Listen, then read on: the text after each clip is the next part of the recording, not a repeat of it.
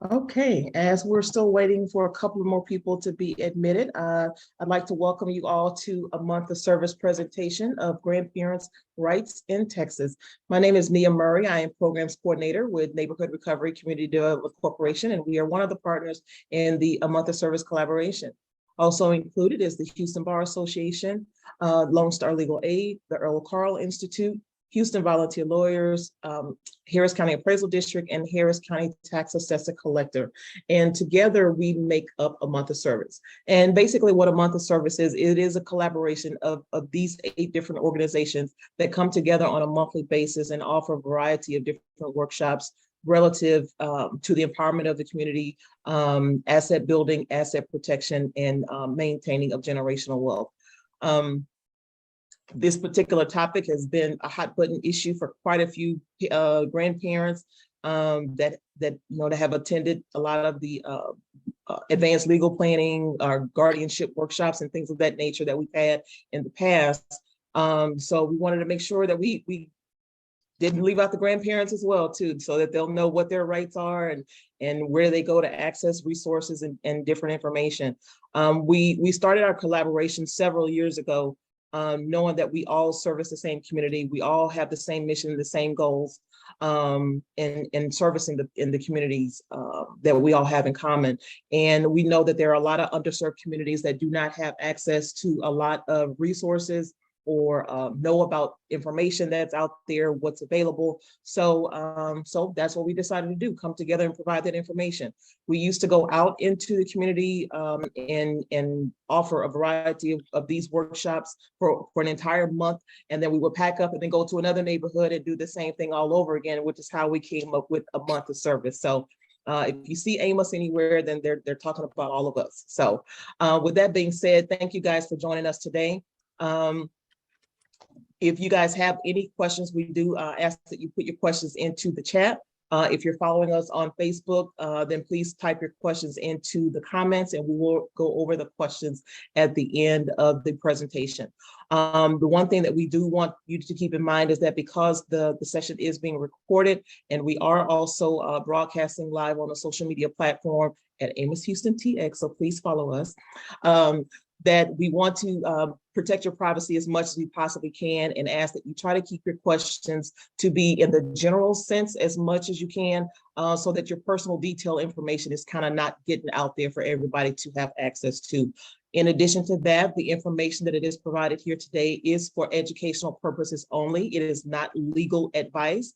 However, we do encourage you to reach out to our legal service partners like Lone Star Legal Aid, Earl Carl Institute, Houston Volunteer Lawyers, or Houston Bar Association for more detailed or to apply for the services that they have that they offer. If you find yourselves in need of any civil legal matter, then we do encourage you to reach out to them. However, we do have the experts here for you today for you to ask whatever questions that you may have, but again, try to keep them general.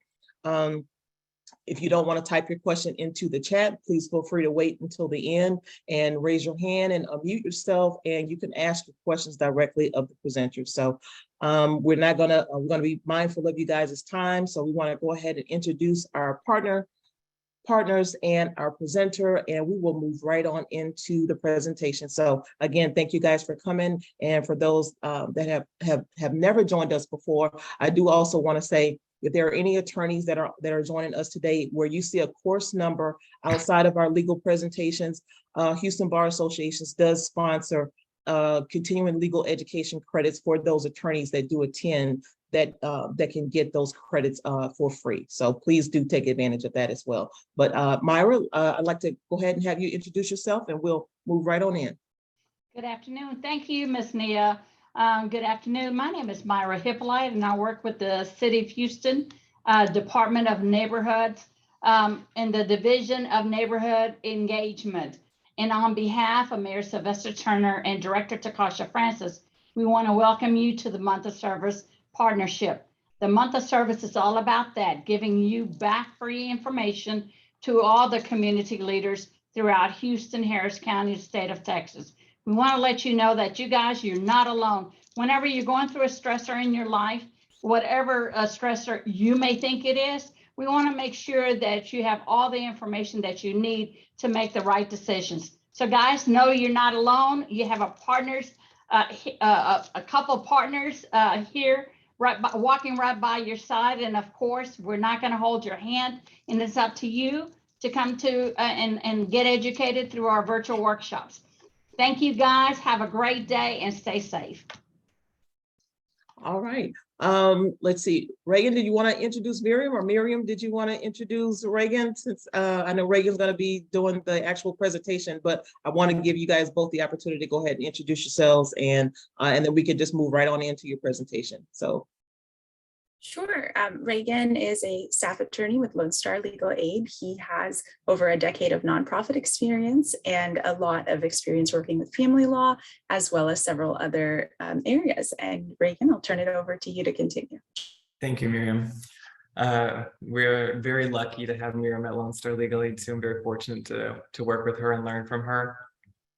I'm going to go ahead and start sharing my screen and go into the PowerPoint that I've prepared for us. I know this is a very important topic and there's a lot of information and a lot of interest. So let's go right into that. We're going to talk about grandparent rights today in Texas. The one thing I do want to touch on again that's already been touched on is that this is intended just to be information. It's meant to be educational. It's not meant to give you any advice, any tips or things to do. This doesn't form an attorney-client relationship, anything like that. I do work for Lone Star Legal Aid, as does Miriam.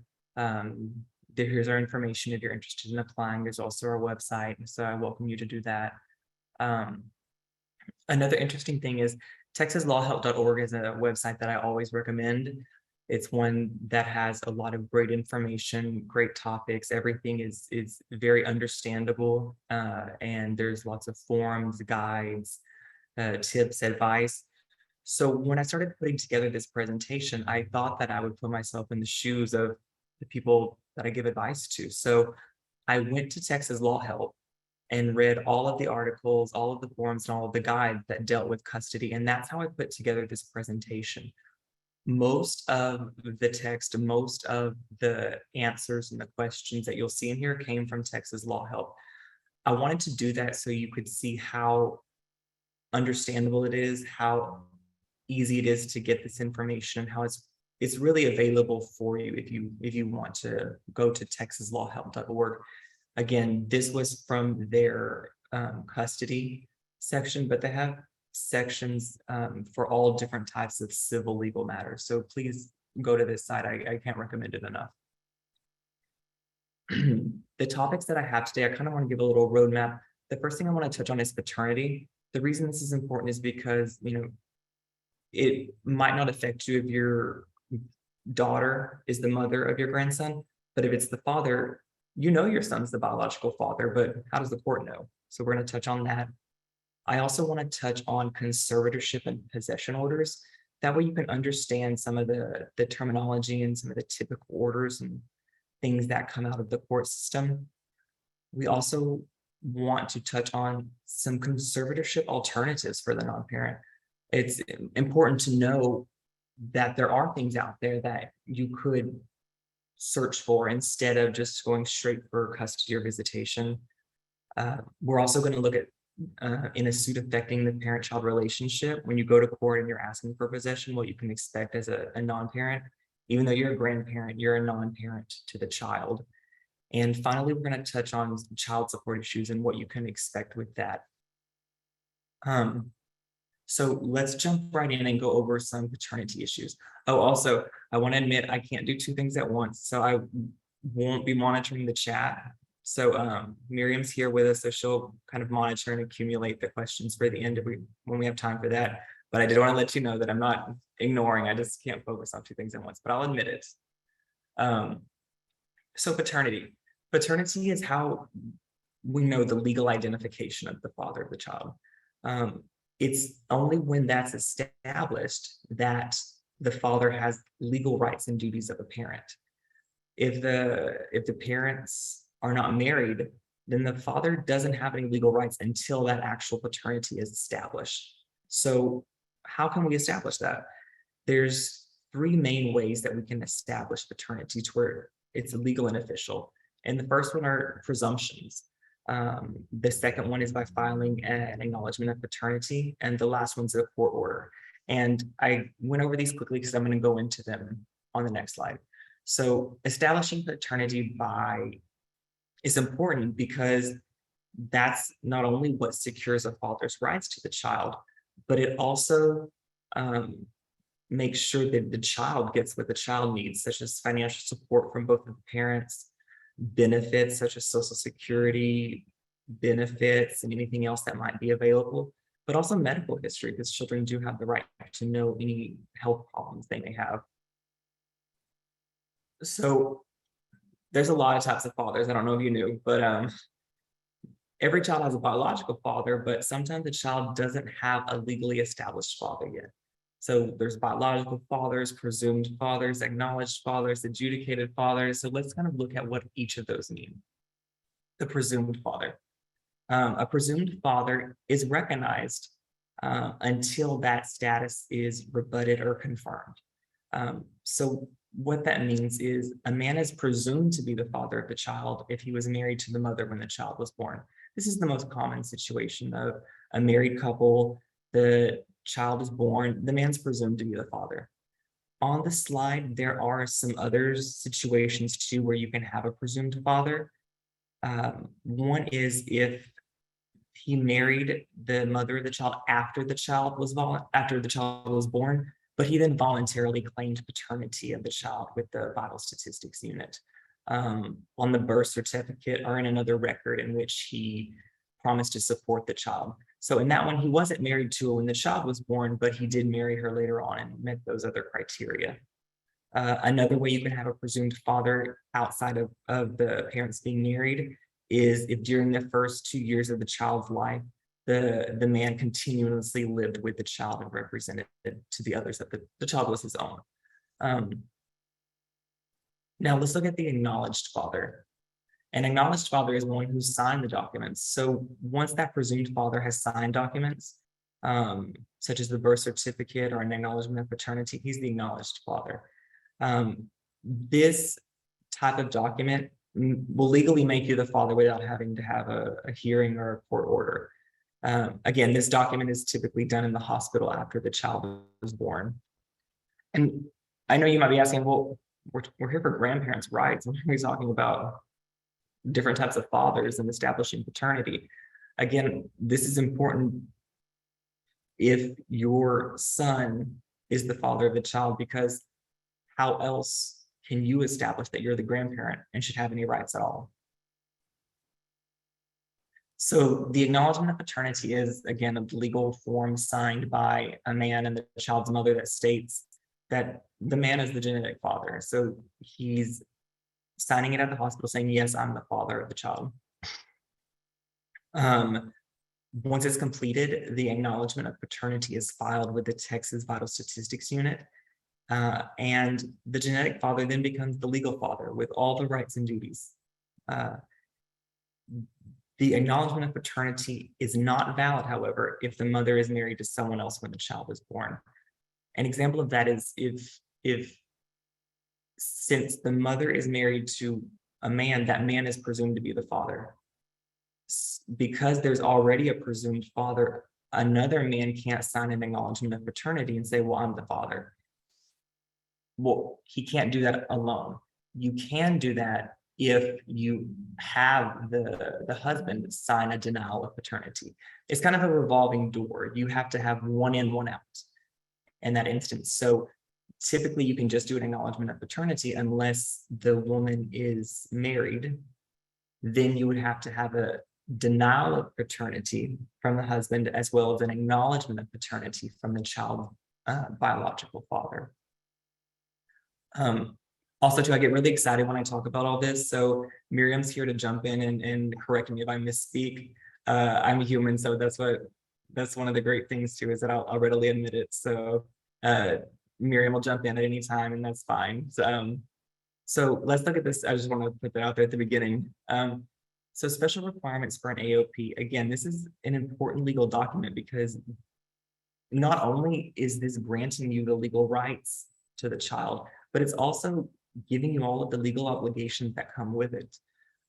You have to sign it under penalty of perjury. This is a very serious document. The Vital Statistics Unit will only accept acknowledgements of paternity that are for children who were born in Texas. That's another thing I wanted to touch on too, that I wanted to say at the beginning. The things that I'm going over with you today are for Texas rules and Texas law.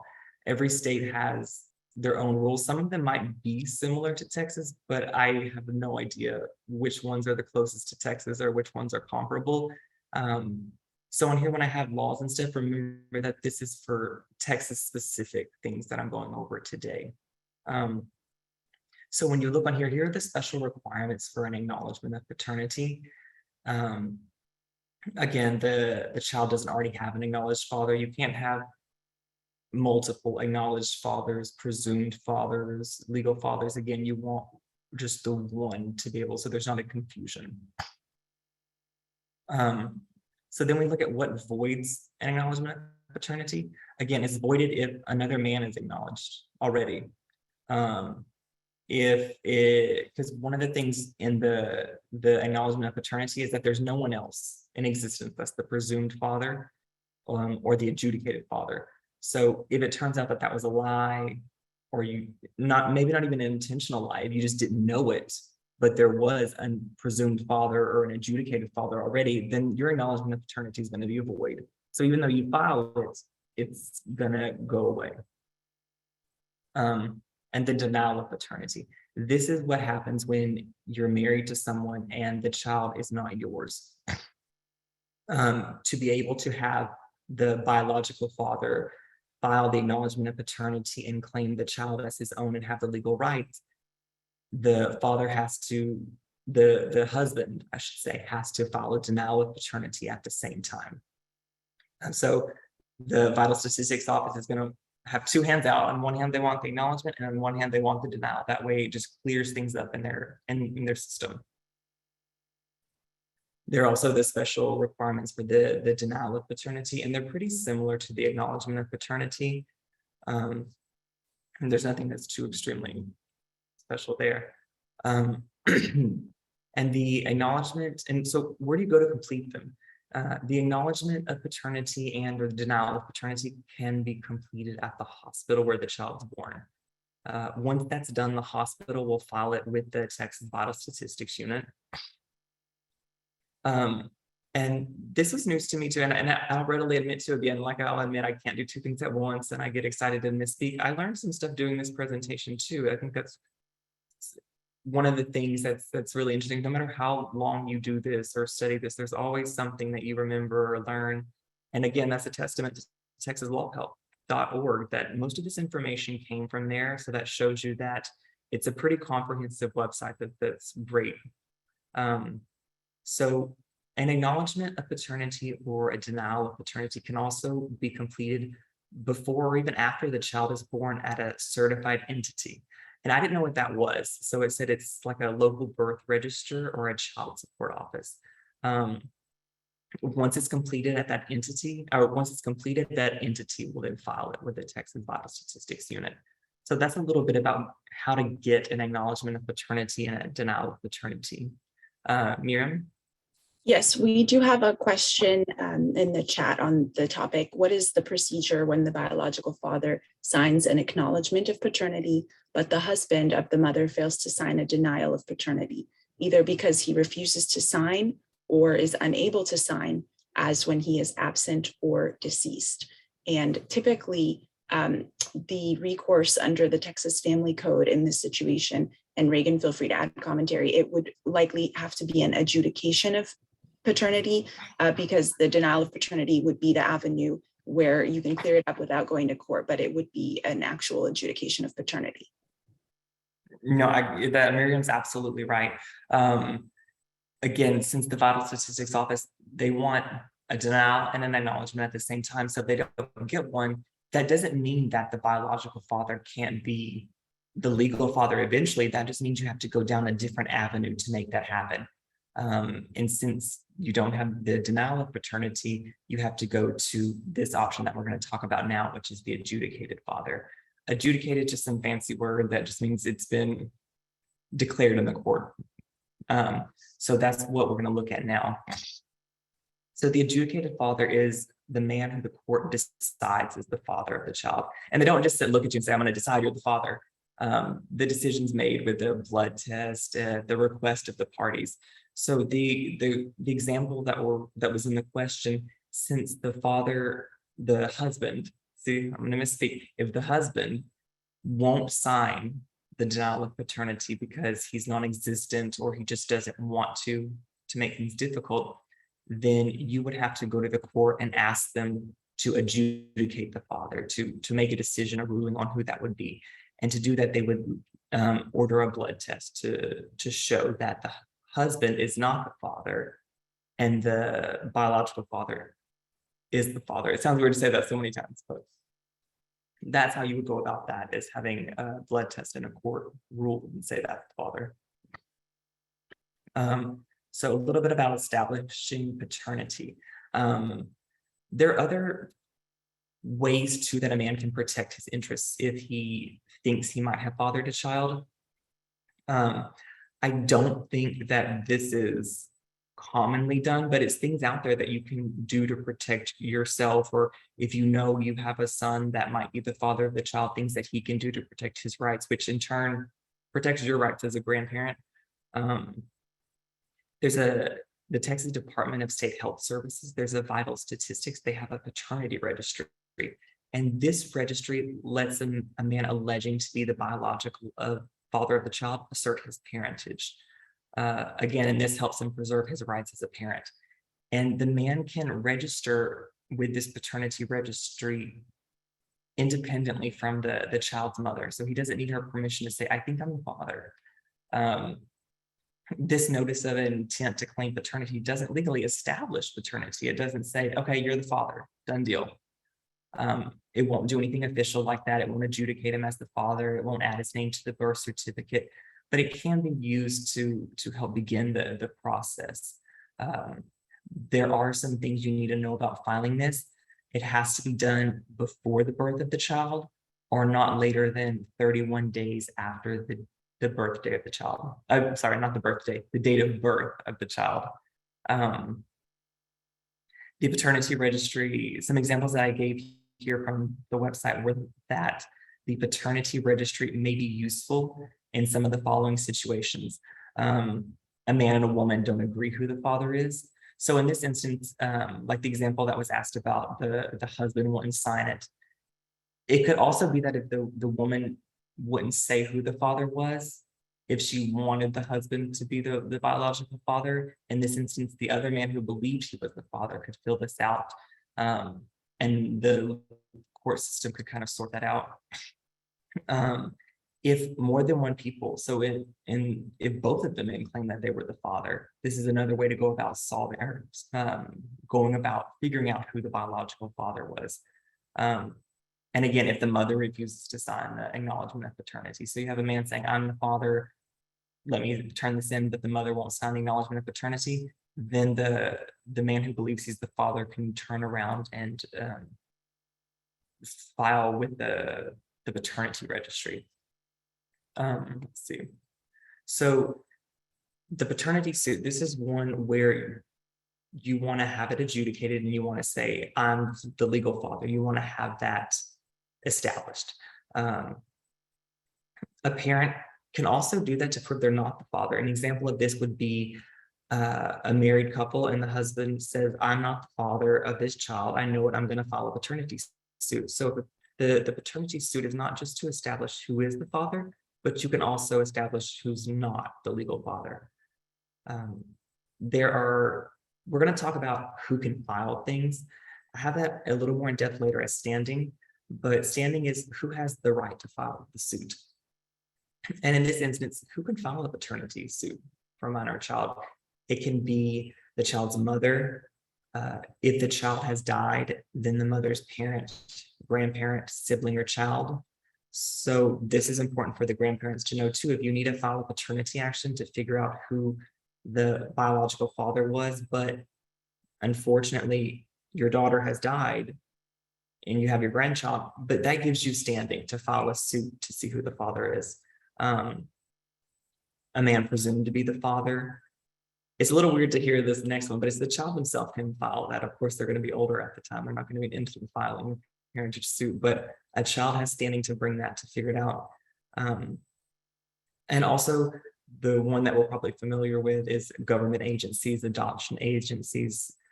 They can also file paternity suits to establish who the father is, and they need to do that to be able to order child support and other things of that nature.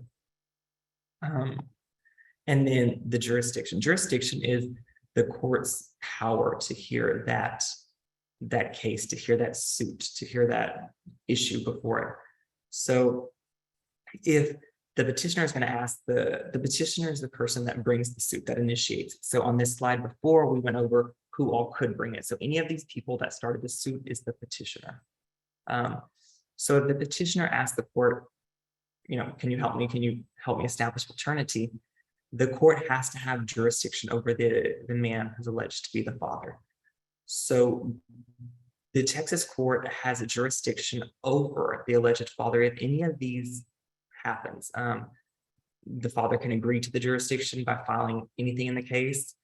If the alleged father lives in Texas, or has lived in Texas with a child at some time, if the alleged father was served in Texas. Served is when a case is started with the court system. Once you file a case with the court system, you have to serve the other side. The petitioner is the one that brings it, but the respondent's the other side. The case can't move forward in the system until the other side, the respondent, has been served. What this does is that allows the court to have knowledge that the other party is officially aware of what's going on in the court system. They can answer it. They can get their own attorney and answer it. They can do it pro se by themselves. They can ignore it. But that at least let the court system know that they're aware of what's happening. So these are some of the ways. Again, there's a lot of ways on there that the court can have jurisdiction over the alleged father, but that's another thing that's going to happen is the court's going to have jurisdiction. And another interesting thing too is in a paternity suit, you don't just have to ask that one narrow issue of, can you help figure out who the father is? You can also ask the court to go ahead and at that time, just all in once, make orders about custody and visitation. We'll get into custody and visitation a little more later, but I did want to point that out, that a paternity suit can also be combined with a custody and visitation. So after the suit's been filed, we're gonna, the alleged fathers have to be served. And once each potential father is served, the court can order genetic testing. With the genetic testing, that's how the court will figure out who the biological father is. Once they have that, the OAG will also open your paternity case and go forward with the testing and facilitate that to see who the father is. You can also, again, skip all this if there's the acknowledgement of paternity. Again, but that's one where you can't already have a presumed father unless he's going to sign the denial of paternity. And you can only do that if the biological father and the mother, again, are going to sign the acknowledgement of paternity. 4D court, that's basically child support court, or the court, I looked it up before the presentation, but 4D comes from the federal something. But this is when we talked about for a paternity suit that can be started by the mother. And in that, she could name who she thinks the father or the father could be. Once she does that, they're going to be served. They're going to get official notice of it. This is what this slide is talking about. Once they've gotten official notice that there's been a paternity suit in which they're alleged to be the father, they can appear in 4D court. And this is to help the court determine parentage. Now, it's scary sometimes being called to court, but this is not something to be scared of. You need to show up to 4G court. You need to show up to this court to be able to, again, protect your interest and protect your rights.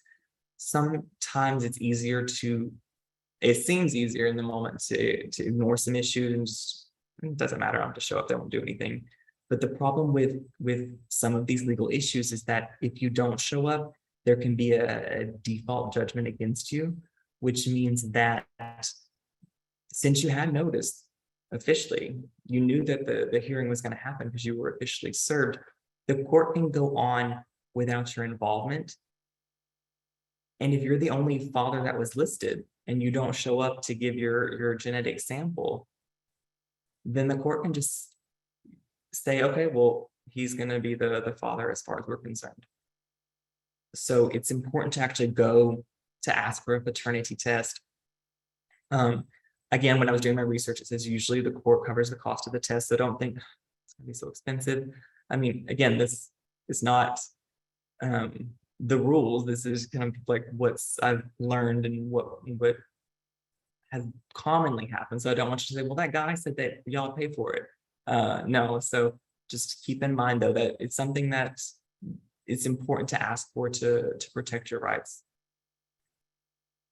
And then when the results come back, let's say you ask for the paternity test and it comes back negative, you're done. See, showing up to court was important and you protected your rights.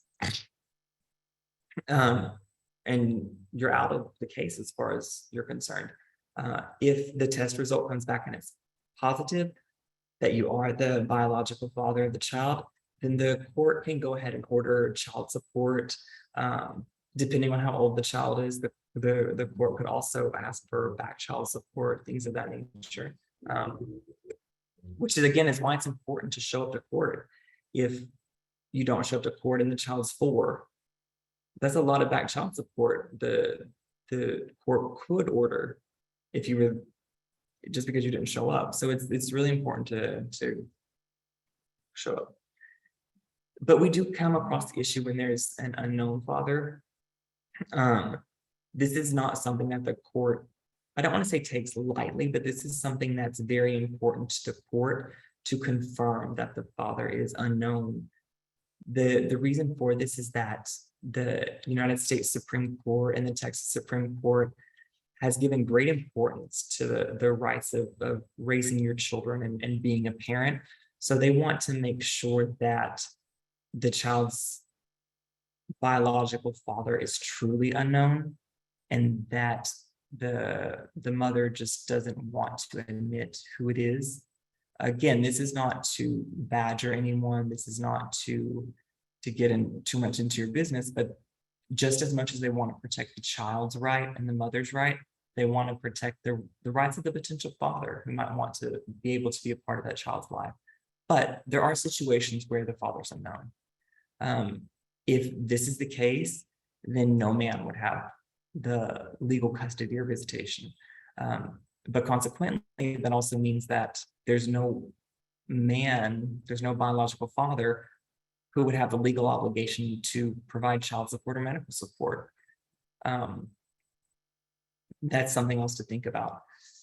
Also, too, a court's going to look into it and say, why is the father unknown? And that's not, again, to pry too much, but they need some things on the record showing that they've done their due diligence in investigating who the father is, trying to find the father. Because again, that's the child's interest they're protecting.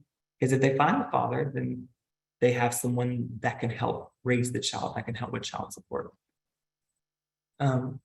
The OAG, the Office of the Attorney General, can also jump into some cases where there's the unknown paternity, and they can try and help locate the parents. So that was a little bit about establishing paternity. Did we have any other questions about that, Miriam, before we go? I tried to divide the presentation again into 5 or so topics. So the first one was about paternity and the importance of establishing that, so you can, as a grandparent, protect your right. The second thing I want to talk about is kind of, custody, visitation, and possession orders. It's easy to hear these terms and say, this is what I want, but I want to go over them and touch on them to make sure that's what you want. Even me, sometimes I'll say the wrong word. It's easy just to hear it and repeat it, but it's important to actually know what you need, what you want, what you think you need. So I want to touch on these. So moving on with these, let's see. We're going to talk about custody and conservatorship. I say and, but it's pretty much the same thing. We say, I have custody, I have custody. Well, what in the legal term for that is more so conservatorship. They describe your relationship with the child when there's a court order. And legal custody, conservatorship, can only be created by a court order. Without that, there's nothing that a judge can enforce. You can't say they're not following the order because there's no order. And when there is no order, either parent is free to take the child at any time. So when I say conservatorship, I try and train myself to say that because that's the most common thing we'll say in the court. So if you hear me say conservatorship, know that I'm talking about custody. So let's look at the different types of conservators or people with custody. There are 3 types of conservators. There's and I'm going to go into each of these on the next slides. There's joint managing conservator, sole managing conservator, and possessory conservator. Another important thing to point out too is power of attorneys. A lot of people think power of attorneys are golden, they're bulletproof, but power of attorney is not something that can grant legal custody. Again, that's only through a court order. There are some things that power of attorneys are good for, but it won't give you legal custody. And again, I'm going to go into the 3 that we talked about, but first, how do you get a custody order? Conservatorship, again, can only be ordered by a judge, but it can be in either a divorce case, a suit affecting the parent-child relationship case, a paternity case, or a family violence protective order case. When you're getting into, if a couple is getting a divorce and there are kids, there automatically has to be a conservatorship, a custody determination inside that divorce. So that's the first way that you can get a legal custody. You can also just have a standalone suit affecting parent-child relationship. You can stay married, but have the legal custody determined. Or if you're not married and you have kids together and you need some legal paperwork to enforce, that would be the suit affecting the parent-child relationship. Also, as we mentioned at the beginning of paternity case, when you're asking the court to confirm that you're the father, or if you're the mother and you're saying, please confirm that this person is the father, you can also in that moment say, can we also do a custody order if this person comes back to be the biological father? And let's say you already have a custody order with the biological father, but it's just not working. In that case, you would need what's called a modification. So that's just another term to keep in mind, modification.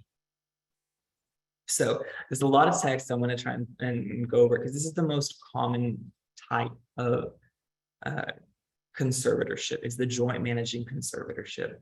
This is when both of the parents share the decision making about most issues. And again, the one thing that I really want to point out is decision making. If you'll notice, so far I've not talked about actual visitation or possession of the child or spending time with the child. So far, we're only talking about the decision making, who has the authority to make decisions and to consult with each other. And again, as the next, it doesn't mean that the child is split equally. You hear joint managing, oh, it's going to be equal. Not necessarily. Joint just means that each one has, they share the decision making. And that's something that's very important in Texas. Texas believes that the parents should be named joint managing conservators. But that doesn't mean that's always the case. There are instances when judges can say, you know what, while that is the preference, this situation is not feasible. These go against the preference for Texas. And examples of that is if there's a history or pattern of violence by one parent against the other. That's an instance where the judge can say, you know what, no, I'm not going to give these two parents equal decision-making authority when there's been violence between them.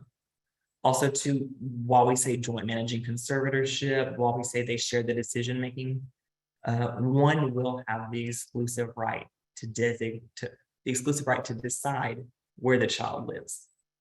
It's usually restricted to a county.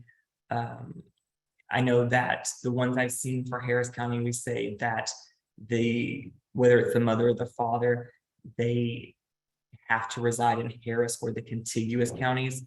So it may not be just one county they have to reside in. It can be any of the counties that touch them, but it usually is restricted to a certain geographic area. And this is something I say with caution, but the parent with the right to decide where the child lives is usually the one that the child lives with more than half the time, and usually the one who receives the child support on behalf of the child. I don't want to go too much into child support now because that will be the final topic. And this person that decides where the child lives, you might hear that also called the custodial parent, the managing conservator, or the primary conservator. As you can see, there's lots of terms for the same thing, which is why I wanted to touch on the terms so you know exactly what to ask for. You're a grandparent and you want custody. Well, what kind? Do you want joint managing? Do you want to be the custodial? Do you want to be the... So there's just a lot to be sure you know what you're asking for. So the person that can decide where the child lives, again, can be called the custodial, which would make the other person the non-custodial parent. They'll have visitation rights, and again, they can still share in the decision-making process. They're just not the one that decides where the child lives. And this one at the bottom, this bullet point is, really important to us here today, is that non-parents can also be included in the custody orders, which we're going to touch on a lot later on. An example is grandparents. They can be primary conservators, and the parents can be possessory conservators in order to pay child support to the grandparent. So it's not just limited to parents. It's can also be non-parents as a joint managing conservator. And then again, while joint managing conservator is what Texas presumes to be the best for the child, and what they try and strive to have both parents as joint managing conservators, in instances where there's been family violence, child abuse or neglect, alcohol or drug abuse, or just a complete absence of a parent in the child's life, these are instances in which a judge might want to name one parent as the sole managing conservator. That means that the parents will not share the decision-making process, the decision-making. One parent will have the decision-making rights. The other parent can still, the judge can still order that parent has visitation time with the child. It's just that they don't have the exclusive right to make most of the decisions. So if you have joint managing conservators, that's what each parent's called, joint managing conservator. If one is the sole managing conservator, the other will be called the possessory conservator.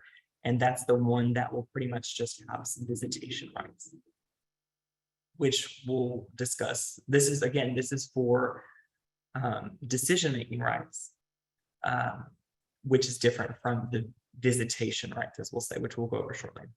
Right now. So the possession order. I don't know why, it's weird to say I have possession, but that's basically saying I have visitation. So the first thing the court, will want to do is look at who has the decision-making rights, who can decide things for the child, who can consent to things for the child. That's conservatorship. And then they're going to look at possession, basically the visitation, when and how you can spend time with, each parent can spend time with the child. Or grandparent, I need to correct myself, the possession order lets you know when that caregiver can spend time with the child, because it can be a non-parent. And there are several types of possession orders, a standard possession order, a modified possession order, possession order for children under 3, supervised possession orders. One thing I want to point out though is that these are somewhat the defaults. If both parents are in agreement, then you can make an agreed order. And that's the simplest things most times. But if both parents or caregivers can't come to an agreement, that's when these kind of become the default. And the standard possession order, the SPO, is pretty much the stepping stone, pretty much the one that you go to have an order when people can't decide or come to an agreement.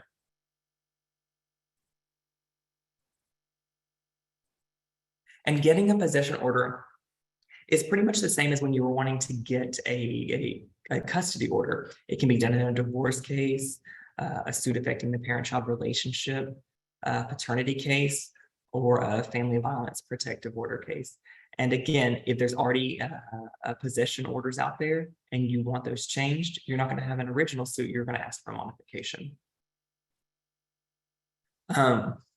This was something that was interesting too, is that the OAG can't represent you, but they might be able to help you get custody or visitation or child support and back child support. I wanted to throw that in there because I have to, worked on cases where they're divorces when they come to me, but the OAG has already ironed out all of these issues. I've not worked with them directly, but I did want to go ahead and put this in the slide too, that again, they might not be your attorney, they might not be representing you, but they can help iron out some of these issues and help with some guidance. And then this is a lot on here. I'm not going to read it all, but again, this is the standard possession order. This is when the parties can't come to an agreement. Again, if you come to an agreement, it can be whatever you want it to be. And that makes it so easy. But if the parties aren't going to be civil with each other, this is kind of the default that the court can throw at them and say, well, you know what, since you can't decide, here's what it's going to be. And it is different based on the distance between the parties. I don't have a slide on here, but recently there was an addition for, I think it was extended standard, which is when the parties live within 50 miles of each other. So you have, I think it's called an extended standard, where the parties live within 50 miles of each other, and that gives them a little more time. Then you have standard if they live under 100 miles and standard if they live over 100 miles. So those are things that you might want to think about too. If you listen to this presentation and you're like, I'm ready to go to Texaslawhelp or apply for help at with any of these organizations.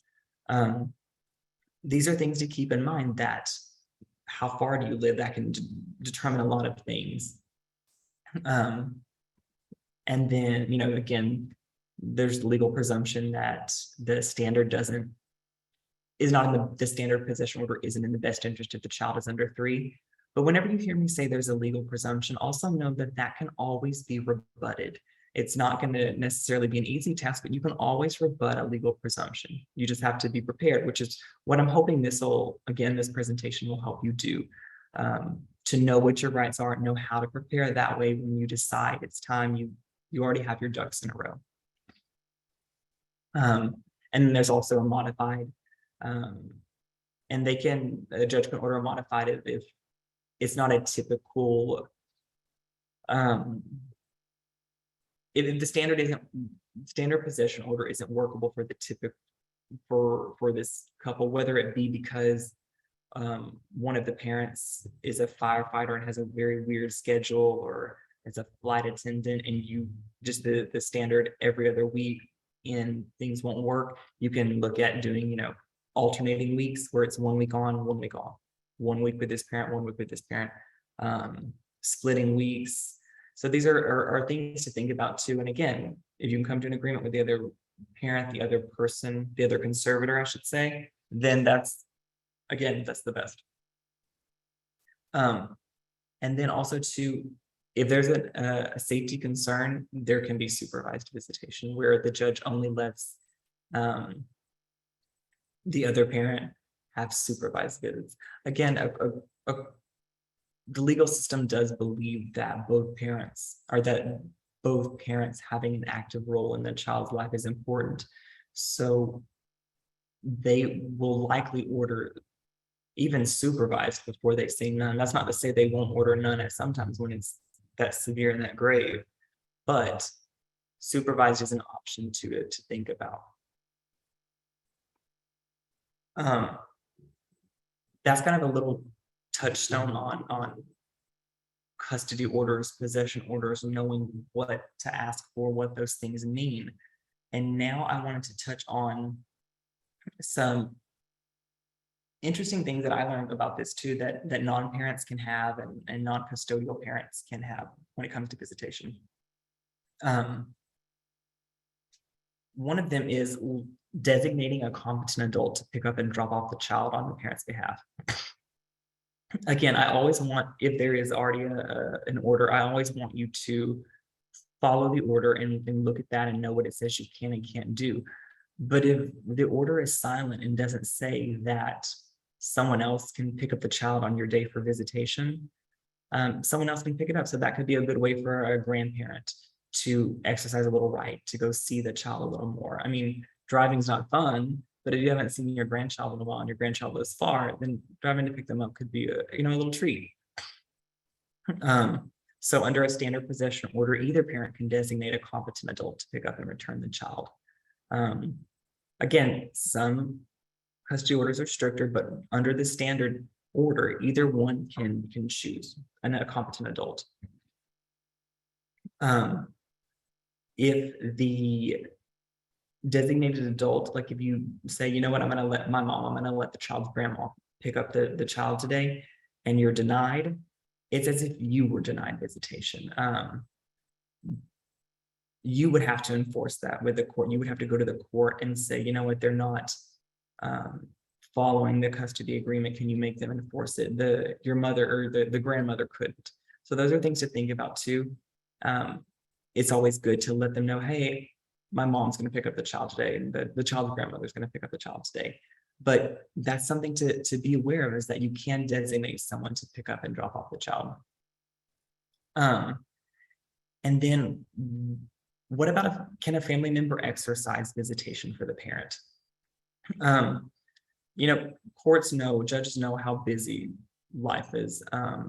So when you have possession of the child, when you have your visitation, you're not expected to be with the child 24/7. Again, I always want you to refer back to your order. Some orders are stricter than others, and there might be a reason why the judge has it in the order that you need to be around the child 24/7.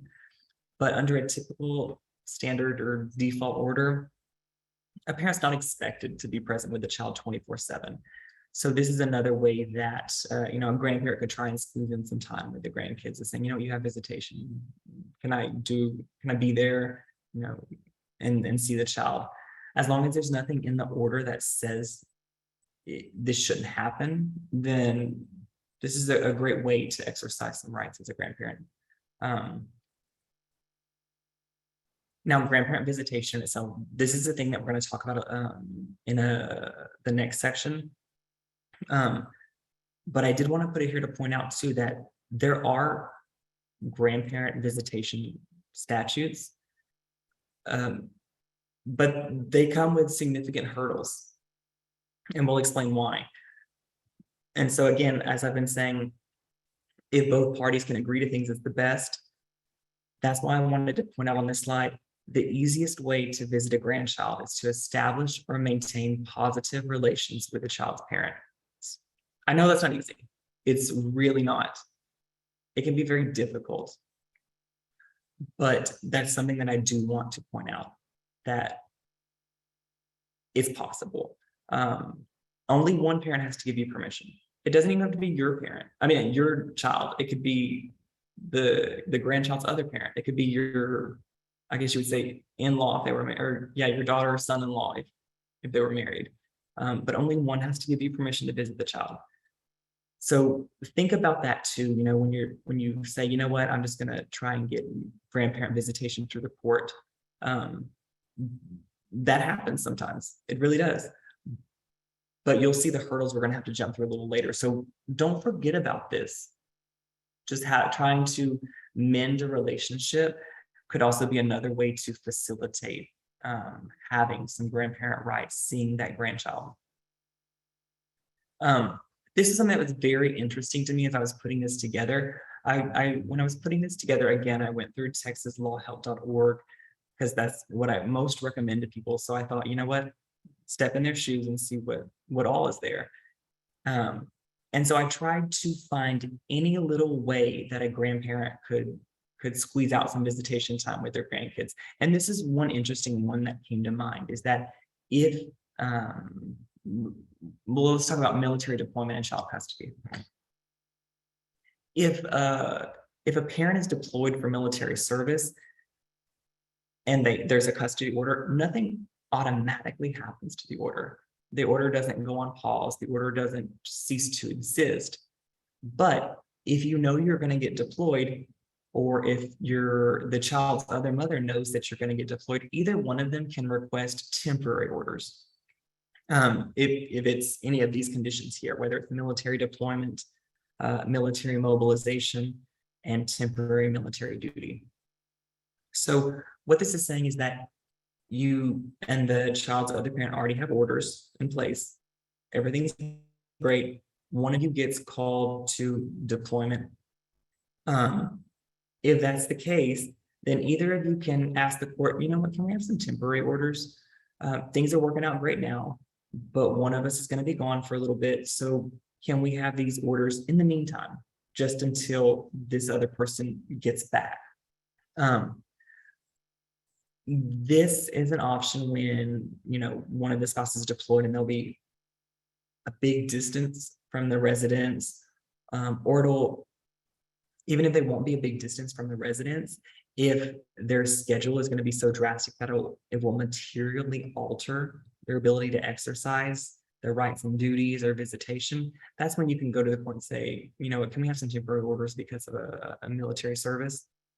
And when that happens, you don't have to show a material and substantial change. Typically, when you're asking for a modification or temporary orders, you have to show that, but not in this case. And then you can designate someone to exercise visitation for you in your absence. You can designate someone to exercise the non-custodial parent, while he or she is going to be deployed, can say, you know what, you can ask the court, can they have visitation in my place? Again, the court's going to just glance at it and make sure it's, I say glance, the court's going to look at it and make sure it's in the child's best interest, because that's always the standard that the court is going to go towards is this for the best interest of the child? But that's another way that's interesting. Another way that you can try and get some grandparent time thrown in there, saying, you know what, you're going to be deployed. Can we go to court and ask for temporary orders, letting me have visitation in your place? Let's see. This is when that's approved, when there's the temporary order saying, yes, the grandparent can have the visitation in your place while you're gone. The grandparent's going to be known as the possessory conservator, the one that has visitation. This doesn't transfer other rights and other things to them. And it still has to be in the best interest of the child. Also, once the individual returns from deployment, then the temporary orders will end, and it'll go back to the custody order that was in place before. So again, that custody order in place before is just going to be put on pause, and then when they come back, then it's active again. And again, like I've said throughout, you know, you can have agreed orders. The same with the temporary orders is you can agree to it. If that's kind of what I try and push us to go to, is just agreeing. But if not, of course, you can go to the judge and say, you know, we can't come up with something. Can you help us decide? Again, in that instance, it's going to be what the judge and what the court views is in the child's best interest. But if y'all both agree, you know what, I'm going to be gone for deployment, can so-and-so have visitation? The other parent can say, yeah, absolutely. And agree to that, sign some paperwork and go that way. But so military deployment is one way. And again, once it's over, the temporary order stops and it goes back to how it was before. Miriam, do you have any questions so far before we move on to the next topic? Okay.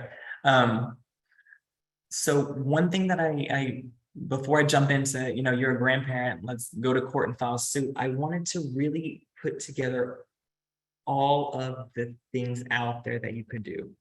And again, I understand the need for grandparents to go to court and fight for their rights, whether it be custody or visitation. But I do want to put out there the other things, just in case one of these things you might not even know existed. That, you know what, that's all I need right there. Or that's perfect for our situation. Also, too, there are hurdles when you seek visitation or custody of grandchildren. So you might see those hurdles and you say, you know what, I got this. Those hurdles are nothing. We can do that. Or you might see the hurdles and say, we might not can jump those hurdles yet. So let's look into the alternatives. But I want you to be educated on what the hurdles are so you know when to go forward and proceed if you decide to.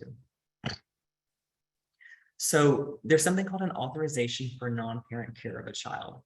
And this is found in the Texas Family Code, Chapter 34. And this is important probably we all know someone in this position, in this situation, where there are many non-parents that have possession of the child, but they can't make day-to-day decisions for healthcare, education, or other issues. So let's say that one of the parents is completely out of the picture. The other one is in and out of the picture. You're a grandparent, you have the children living with you, you get them ready for school every day, but you don't want custody. You either can't afford it to get an attorney to go that way, or you know that the parent would never go for it. This is something else that can help you in the meantime. It can help you make decisions. Again, it's in Chapter 34 of the Texas Family Code, and it allows either or both of the parents to sign an authorization agreement to give a close relative or an approved non-relative authority to care for and make decisions for the child. This is, I don't want to make the comparison of power of attorney, but you know how we talked about power of attorney earlier, it doesn't give you legal custody. Imagine this kind of being a power of attorney that lets you make decisions for the child. Again, it's not a power of attorney. This is an authorization for a non-parent to care for the child. I think when it came out, it was only for relatives, but it was eventually expanded to any adult. So it's any adult caregiver can be authorized to make decisions for the child using the authorization agreement form for non-parent relatives or voluntary caregivers. This can be, again, day-to-day decisions like healthcare decisions, education decisions, and other issues. And this might be something if you don't think that you can go to court and get custody or conservatorship over your grandchild because the child's parent's not gonna cooperate. This might be a good alternative because this is important. The authorization can be signed without relinquishing the rights of the parents. So the parent can sign this form and agree that you can make the decisions, but it doesn't get rid of any of their rights. So that's one thing to keep in mind, that this might be a viable alternative if you're caring for the child and need some help with decision-making authority, but you don't want to go for custody yet, or you don't think you could get that yet. Let's see. And then the authorization, here are some things that it can let you do.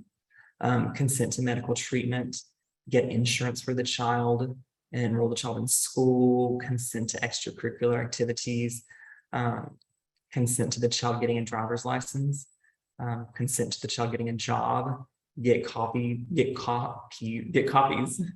of state issued ID documents such as a birth certificate, get copies of federally issued personal identification documents such as Social Security card. So this is something it's an option.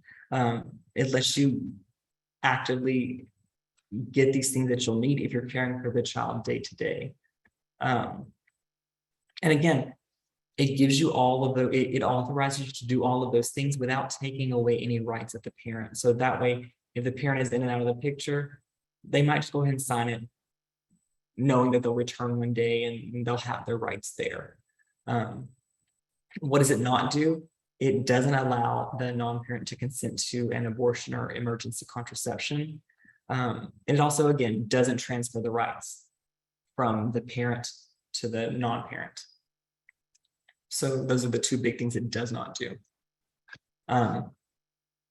Do you have to go to court to have the court approve it? Maybe. And there's 3 situations here where it says the court's permission must be granted before the agreement can be signed. And one of them is if there's already a court order. So if there's already an order out there for custody, for visitation, if there's already a suit affecting the parent-child relationship, that doesn't mean you can't have this form. It just means you need to say, you know what, court, we came up with this form. I want this person to, I want to authorize them to have these rights. Are you fine with that? That's one instance where you just need the court's blessing to have that form. If there's an open custody case, that means there's not a final order yet, but that's where you are in the process. You're on the way to having a final order. So in the meantime, it's open case. So that's another instance where you would need the court's permission. Or if the court already has jurisdiction over the children. So if the children have already been before the court, I think that one's a little repetitious since we have the first 2 listed, because the court's going to get jurisdiction over the kids if there's an open custody case or if there has been. So going through this in my mind, I think one of the ways you wouldn't have to have court permission is if you and the other parent are still together, because in that instance, there would have been no custody orders before the court. There wouldn't be any divorces before the court, and there wouldn't be an open custody case. So that's, I think, an option. Again, it doesn't necessarily mean that you have to go through a huge trial before the court. You just have to show the court, do you approve of signing this?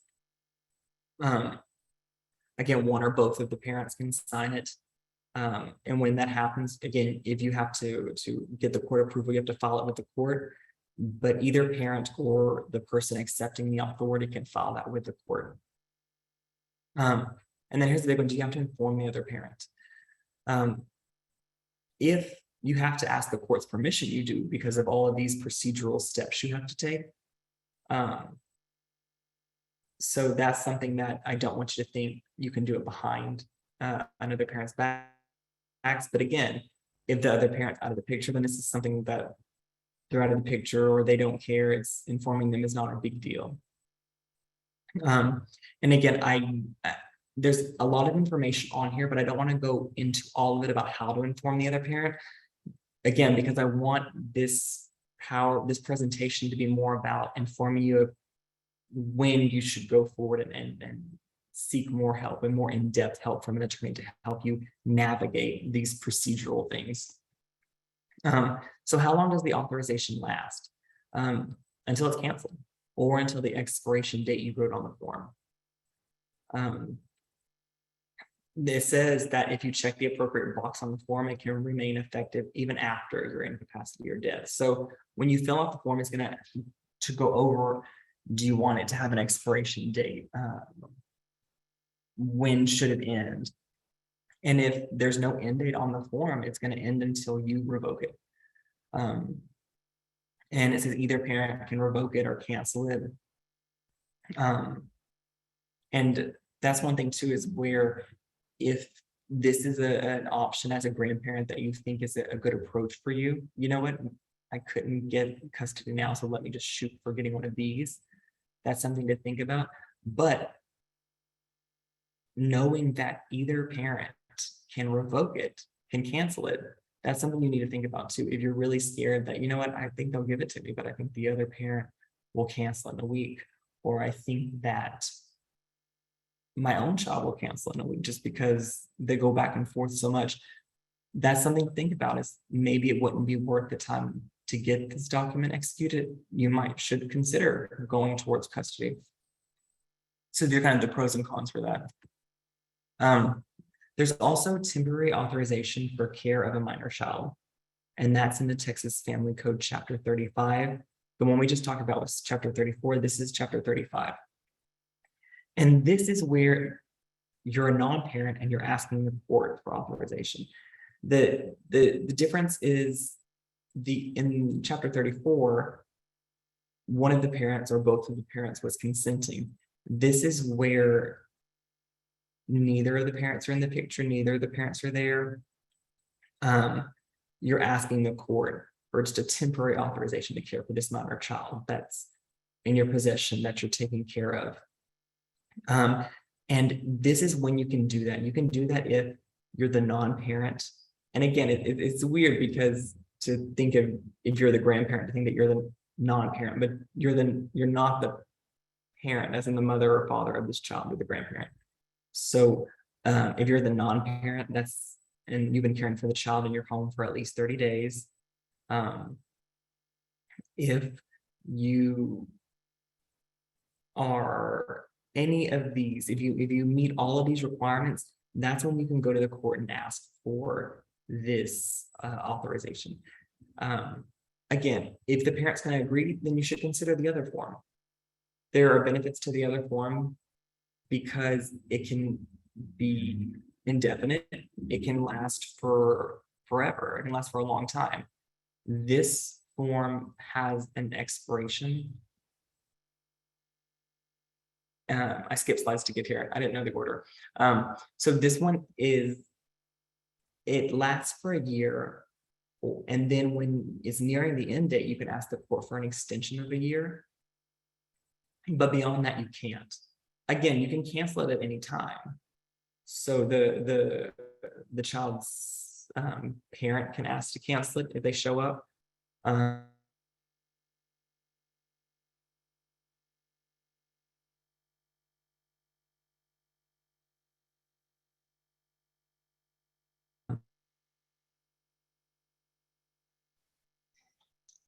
Reagan, it looks like you have frozen. Or you're frozen, Miriam? Am I correct or? Yes, I do think that there might be an internet connection problem. Let me, okay. Do the extension, whereas the Reagan, we just lost you for like the last 2 or 3 minutes or so. I think it was an internet connection problem. okay, where was the last thing that you had heard? It might have been the slide right. You were saying that you had skipped a few slides, and then shortly thereafter, that was where we lost you. Okay. Yeah, so the duration of the temporary authorization is one of the, depending on how you see it, the pros or the cons. The temporary authorization form that you go to the court for, it's for a year if the court grants it, and then the court can extend it for 1 more year.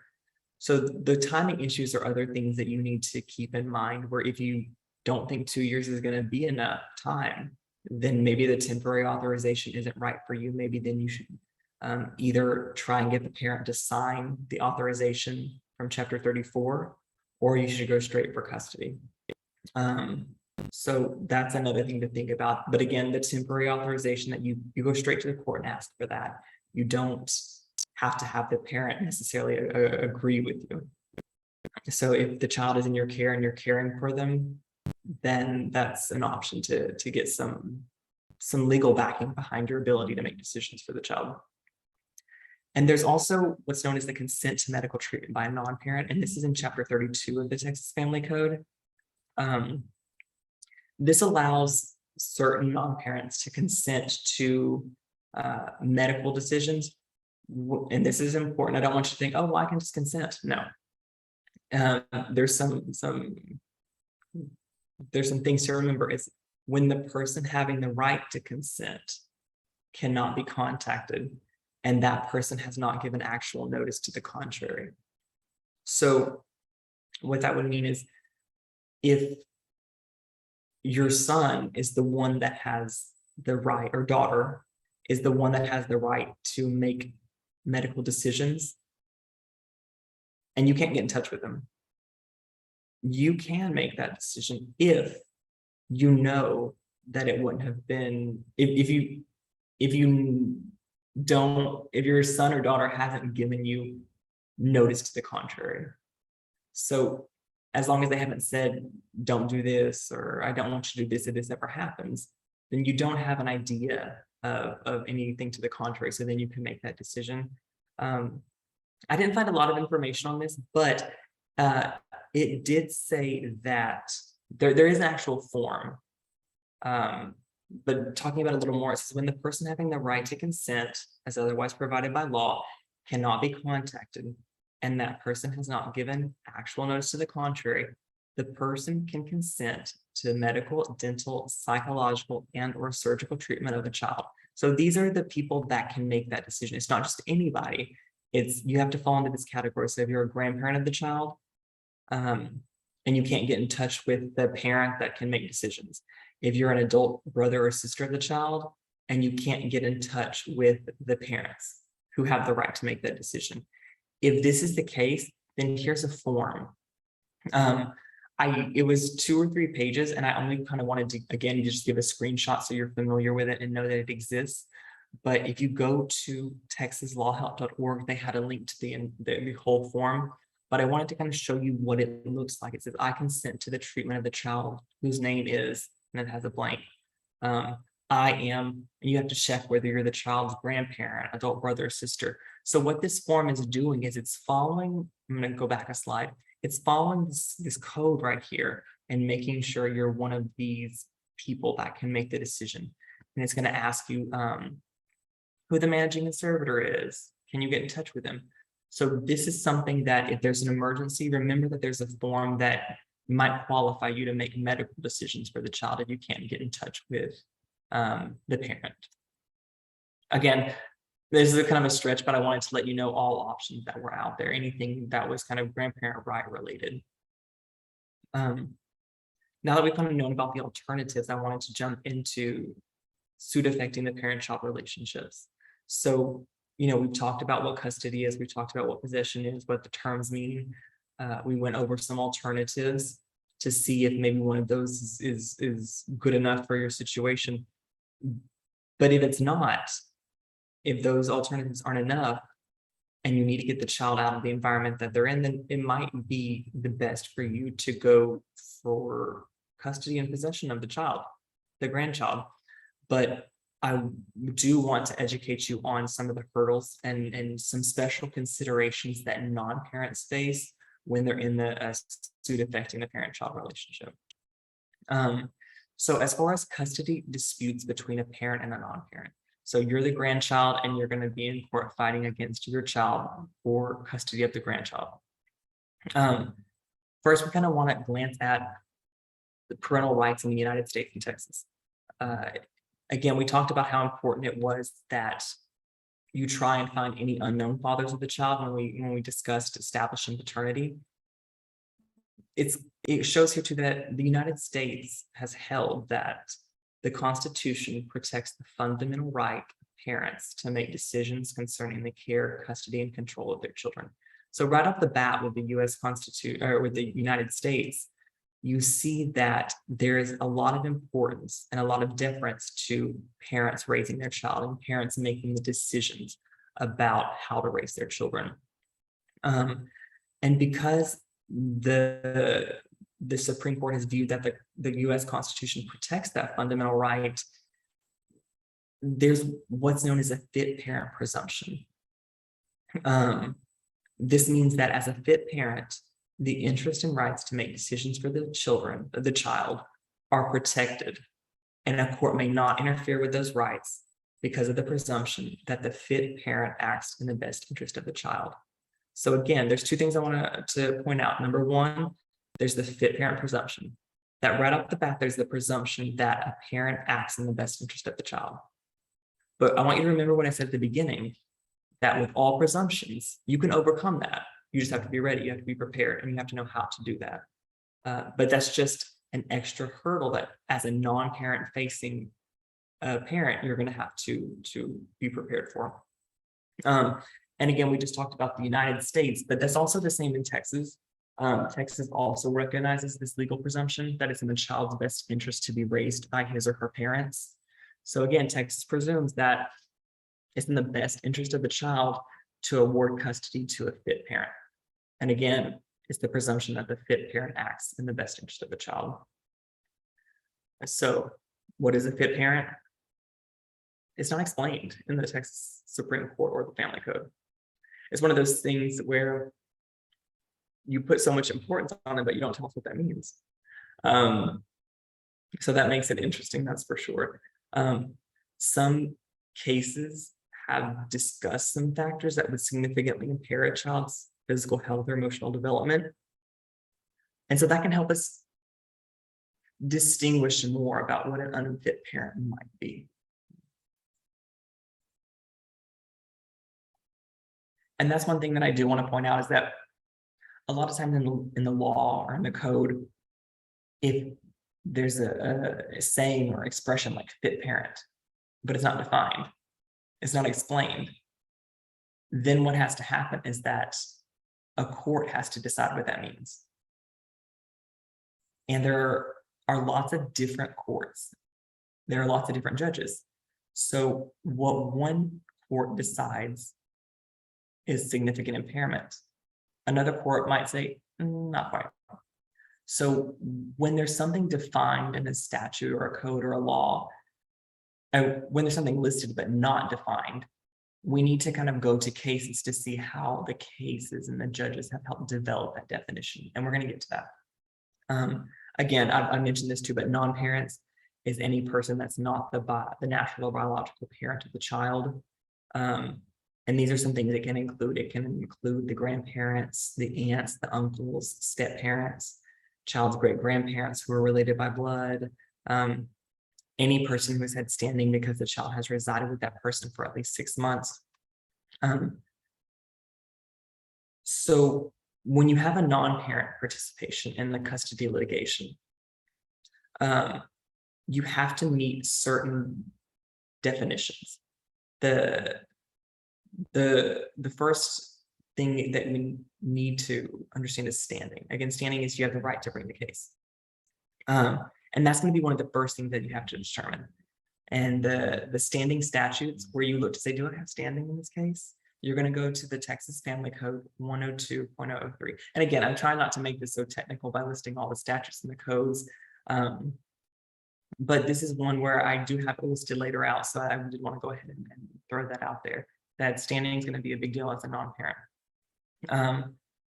So another thing is the legal fit parent presumption in custody disputes. Texas courts must consider that the child's best interest is served by allowing the child's parents or parents to care for the child.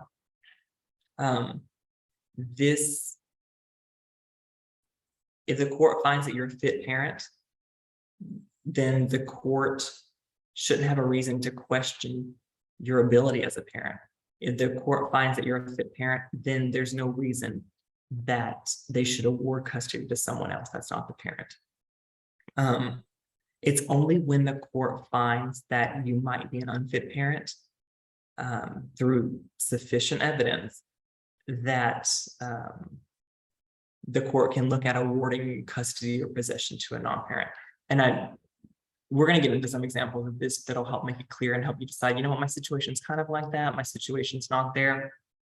But again, that presumption is for custody disputes, for original ones. Once you have a modification, that presumption has already happened. That presumption's already taken place. So that's another thing to think about. Let me start that over.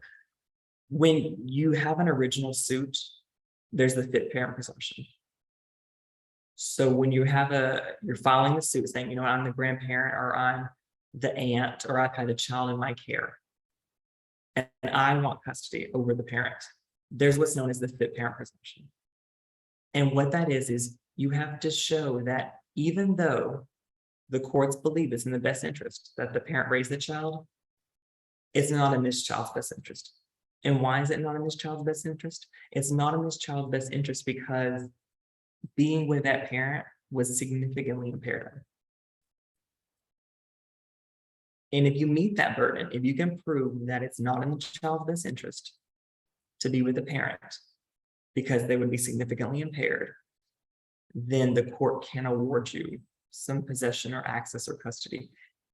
If you don't provide enough evidence that being with the parent would significantly impair the child, then the court can award you custody or possession. Again, that is only for original suit. So when there's been no orders before. If there have already been some orders, then again, you don't want an original suit, you want a modification. And the parental presumption isn't in a modification because it's already assumed that the other person is a fit parent because they've already gone through a case before. So in a modification, the court is only going to be able to hear evidence of things that have happened since the date of the last court order. So in that time, if you're trying to get custody of a grandchild, there's already a court order. And you know a lot of things in the past that would make someone an unfit parent, that would impair the child. But all of it happened before the first court order. You can't use that because none of that happened in the meantime. It has to have been something from the date of the last order that could put the child in harm's way. Also, too, something else that's interesting is if you have one fit parent, if you go through a custody proceeding and the judge says, you know what, this parent's fit, I'm going to give this parent possession, but this one's not so fit, so no. But that fit parent dies. This is grounds for modification.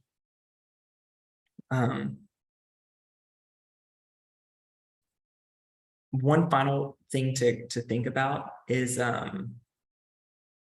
issues with Texas and other states. There is, so you have a grandchild and you want to bring the suit. Can you bring it in Texas?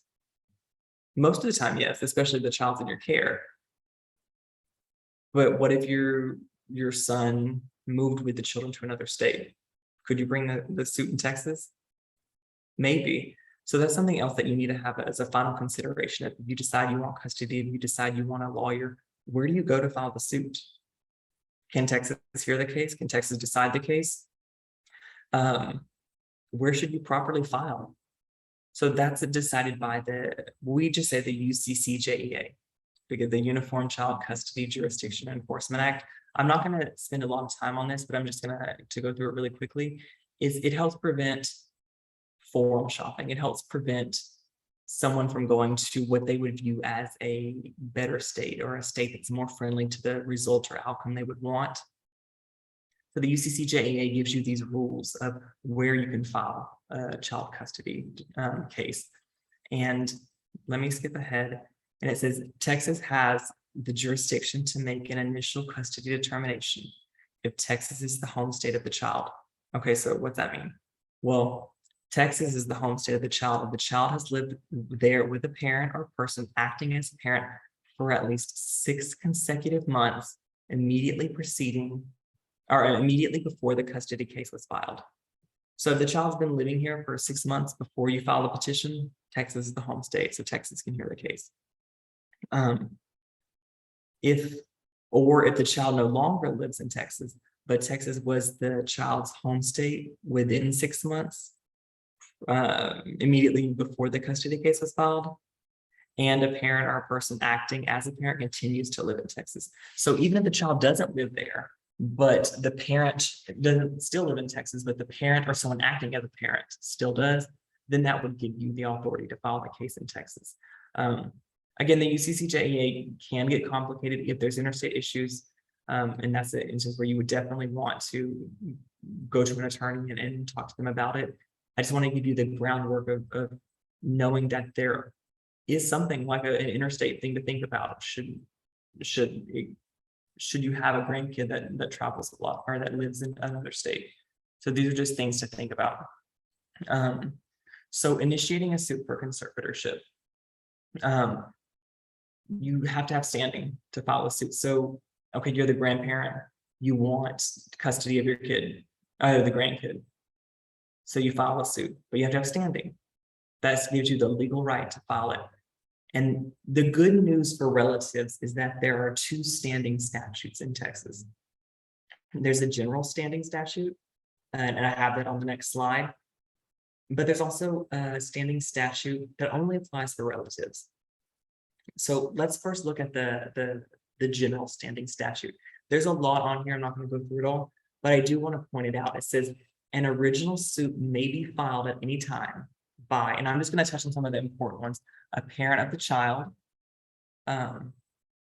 a man alleging himself to be the father of the child, a person who has had actual care, control, and possession of the child for at least 6 months, ending not more than 90 days preceding the date of the filing of the petition. So there's some more on the other slide too, but what this is the general standing statute. This is the rules of who can file a suit. Just because you want custody of your grandkids or custody of a child that's in, I don't want to say living with you, because living with you would match number 9, a person who has actual care, control, or possession of the child. If they're living with you, then you do have that probably, unless the parent's living with you too. So these are the rules to let the court know that you can file the case. Wanting it's not good enough. You also have to have the legal right to file the case, and that's standing. So that's another thing to think about. You have to meet one of these. So, and then here's some more too, and it talks to you about how to calculate the time. But if you have standing under the statute, you're good. You can file the case. But if you don't have standing under this statute, there's like a last-ditch effort for you. And that is the relative specific standing statute. So these standing ones right here could be anybody. That doesn't have to be a relative. Hopefully you meet one of these. If you don't, there's one backup for you, and that's standing statute that's specific to relatives.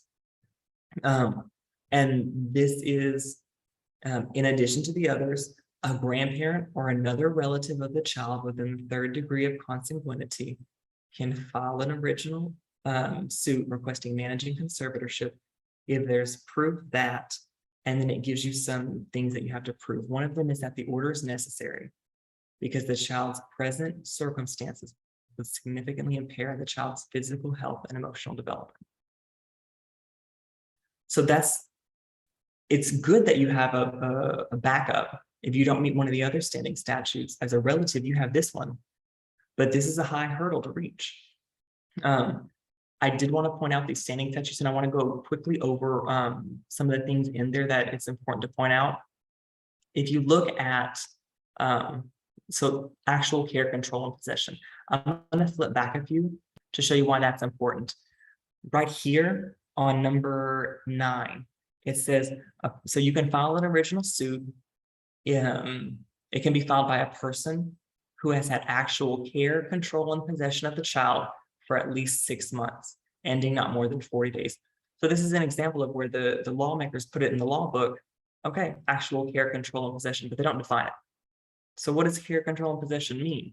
So it's important to know what that is. And it says all 3 have to be met. One without the others is not sufficient. This is what you don't need to show, but here's what you need to show. So this is what, and this has been recent. I think this was 2018, if I recall. So actual care, that's the Supreme Court in Texas has held that a person exercises actual care when the person takes responsibility for providing for the child's daily physical and psychological needs, such as ensuring the child is fed, clothed, and emotionally nurtured. You also have to have actual control. And the court has held that a person exercises actual control when they provide guidance, governance, and direction to the child that is similar to the typically exercised on a day-to-day basis by the parent.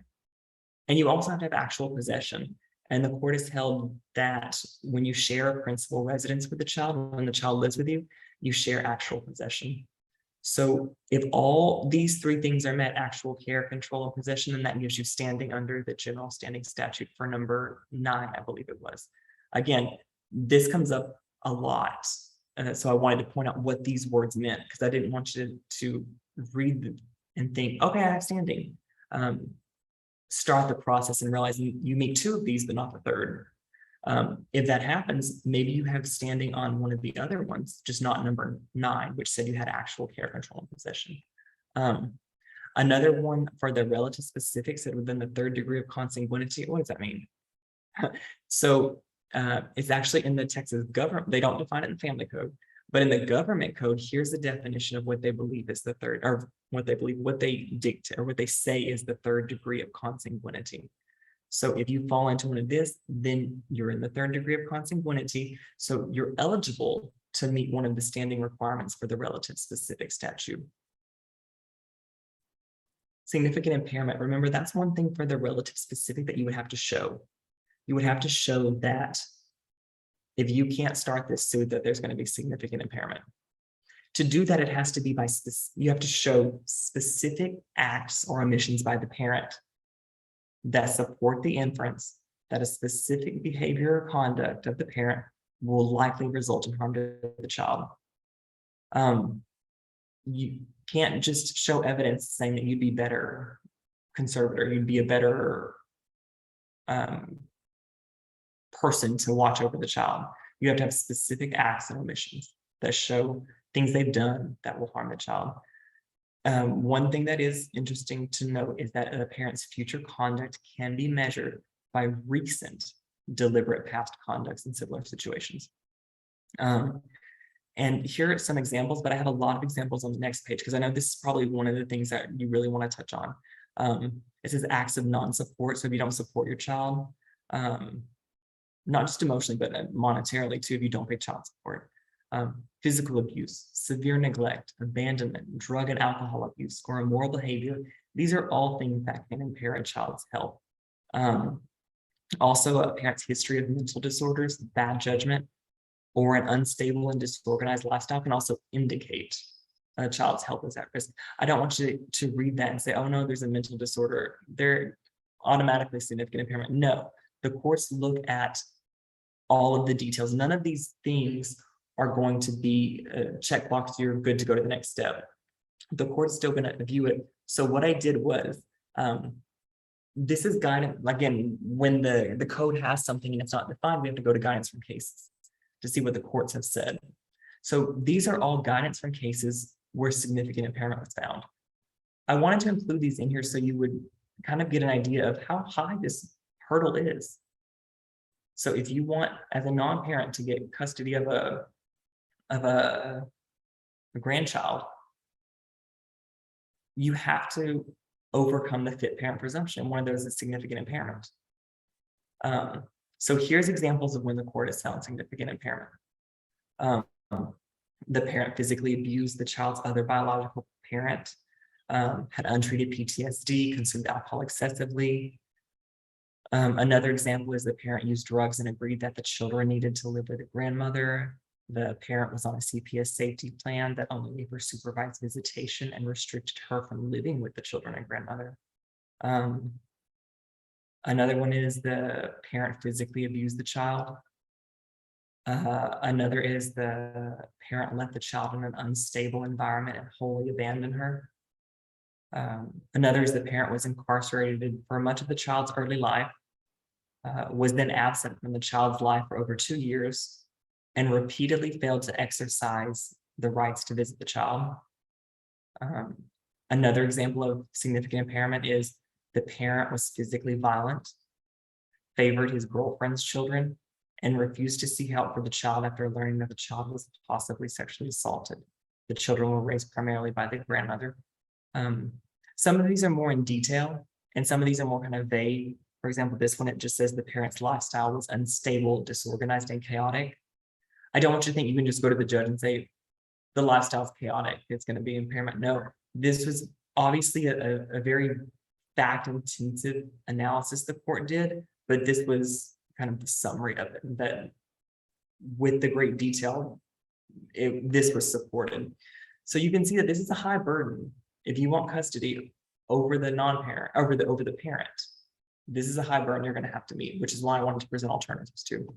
And here's some examples of when significant impairment was not found. So these are instances where a non-parent tried to show this will significantly impair the child, but the court didn't agree. So there was no significant impairment in this one. The parent was an abused spouse, was unemployed, and lived in crowded conditions. The father had a history of substance abuse and criminal activities, but he had not continued either since being released on parole.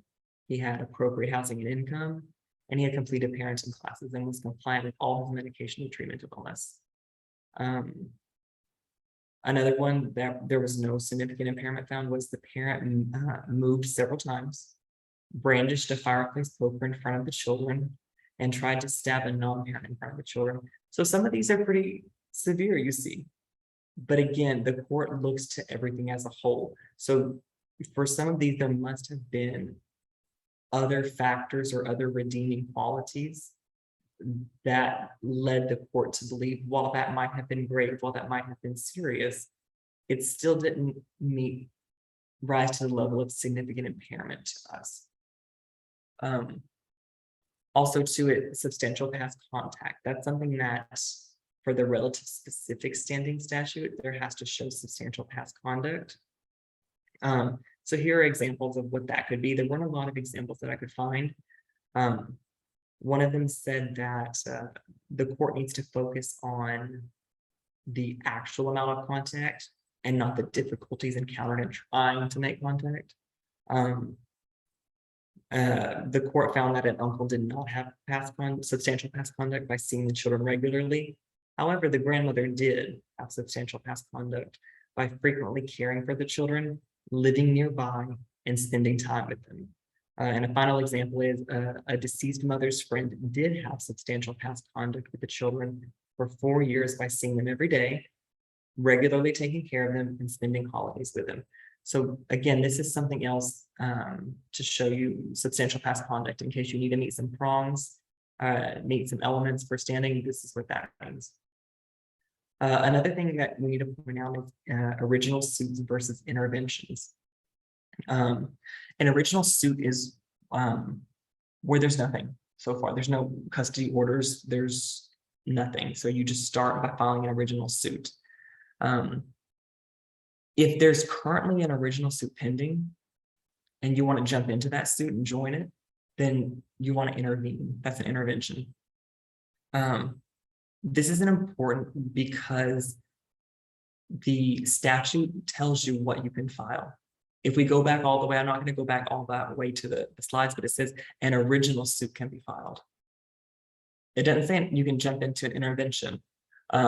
It just tells you, so that's something else to keep in mind, that based on where you get standing, that could let you know if you can originate a suit all by yourself, or if you have to wait to jump in a suit. So that's one thing that I will go back for because I think that was important. So on the grandparent specific statute, I'm sorry, the relative specific standing statute, it says on B, an original suit requesting possessory conservatorship may not be filed by a grandparent or other person. However, the court may grant a grandparent or other person leave to intervene in a pending suit. So if you can only meet this standing statute, then you can't, for B, then you can't originate a suit. You can only jump into a suit that's currently pending. What that means is if there's not a suit currently pending, you can't jump in. So you have to wait. Or you have to try and meet one of the general standing statutes. So I don't want you to think, oh, I have the relative specific standing statute, that's gold. That's all I need, that's better. Look at how many different ways you could qualify for standing. Because it could be that, yeah, you qualify for the relative specific, but it might be that you can only intervene in that suit because of that, when really you want to originate the suit. You don't want to wait for someone else to start a suit. So that's something to think about too. So we talked about when there's already legal custody, there's already documents. and you want to change that, you want a modification. So is standing for modification the same?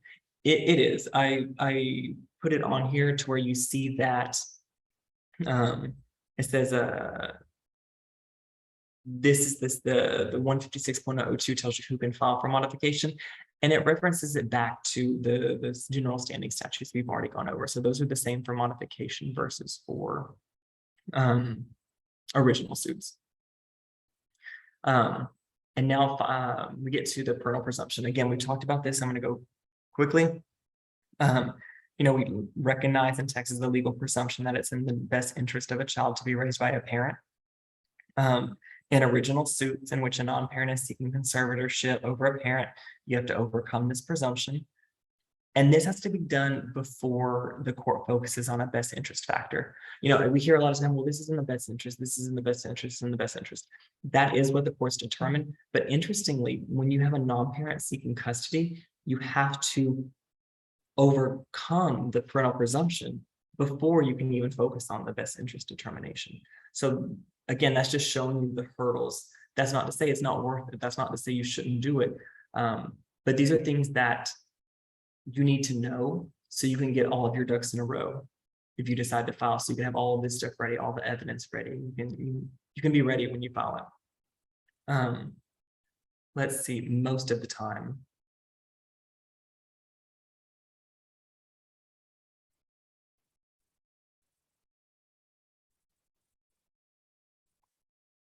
So now let's go to grandparent access. This is the last part on the possession and access of non-parents. And I tried to build this to where you had visitation and access because the parent lets you. And then you had it because the parent was on deployment. Then you had it because there was authorizations. Then you had it because I tried to build on how much you got and why. So at first I was going to put this before seeking access, seeking custody. But I decided to put it last. I'm going to tell you why. So while a grandparent can seek custody, can seek visitation as conservatorship, you can also just seek visitation. If you, as a grandparent, don't have the time, don't have the money, don't have the resources, or just don't want conservatorship, you can seek just visitation. But to do that, you again have to have standing. The US has turned things around a little bit, and they're seeing that it's important for grandparents to be part of their grandchildren's lives. But again, we go back to what we've always done, and that's think that the parent acts in the best interest of the child, that the parent makes the best decisions for the child. So we just have to overcome that. And to do that, we have a standing statute that lets a grandparent say, you know what, I don't want custody, but I want just visitation. That's all I want. And you can do that in a standalone suit. You can file your own suit as a grandparent saying, I want just visitation, but there are some criteria you have to meet. You have to be a biological or adopted grandparent. You can't be a step grandparent. At the time the suit is filed, at least one biological or adopted parent of the child has not had their parental rights terminated.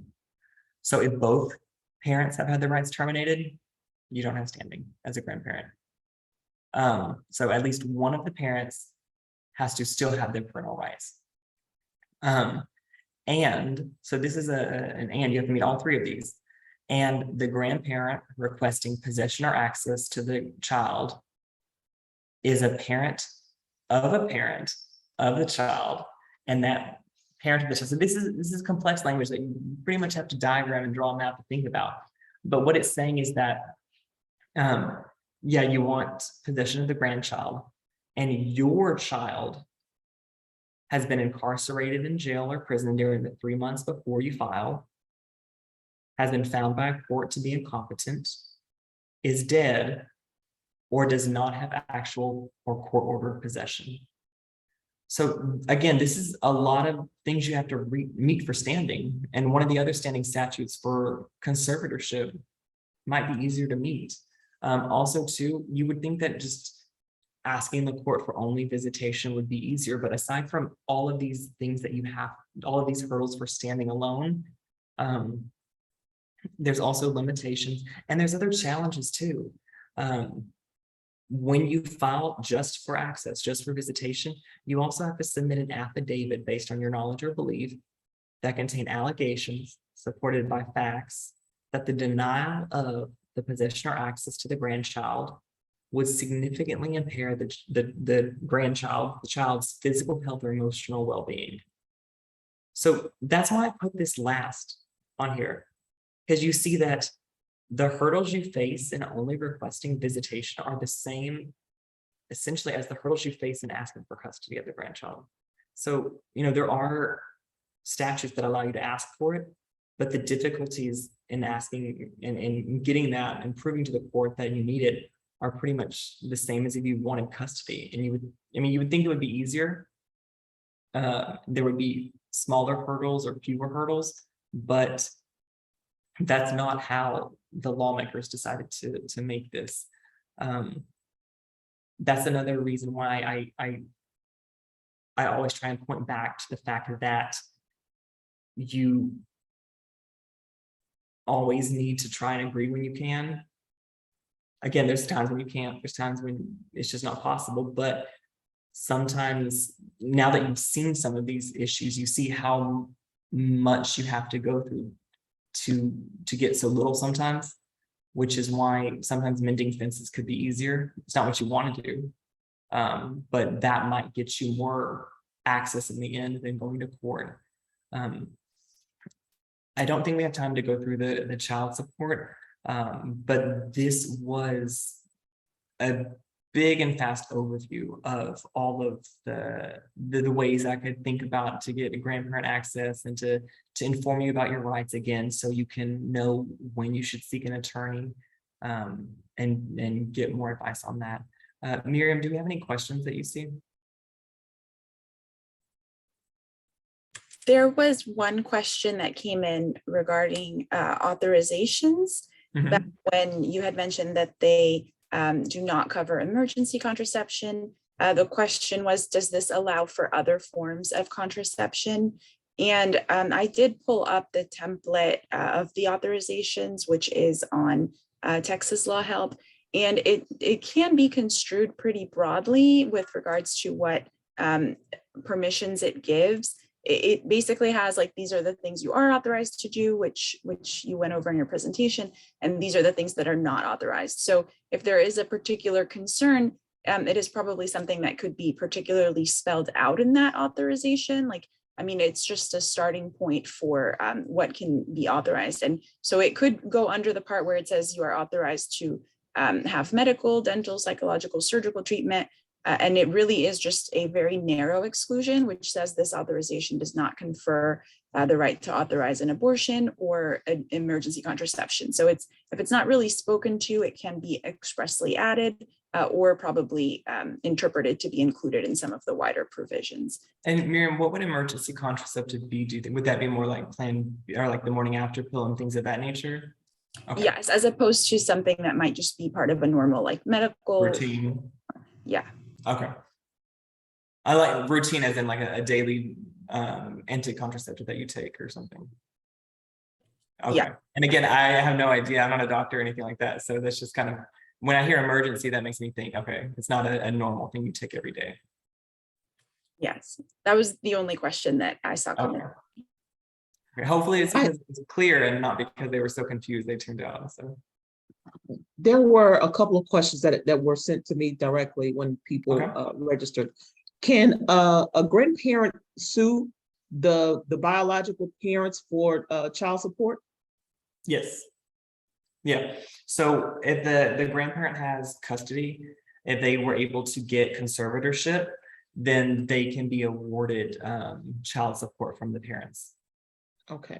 It's interesting because it can't be the reverse. The grandparent can't be made to pay child support because they're not the parent. That has to come from the parent. But yes, they can be awarded child, and not just the grandparent. It could be any non-parent or any that is awarded conservatorship can be granted child support from the parent. And then my own personal quote, can a grandparent sue for visitation? Yes, that's what we talked about. So when I say access, like on the slide here, access is also visitation. Okay, So they can sue just for visitation, but that's one of the things I waited till last to point out, because the burdens of that are so high, it's just as hard to get conservatorship as access. oh, Or it's as you see what I'm saying? It's hard to get access when you would think it would be easier. okay. Those were all the questions. There was nothing else that was emailed to me in advance. If anyone has any other questions, please feel free to unmute yourself or raise your hand, and we'll be happy to review or hear. Let me double check, going back through chat, just to make sure. This was a lot of information that was covered. A lot of information that was covered.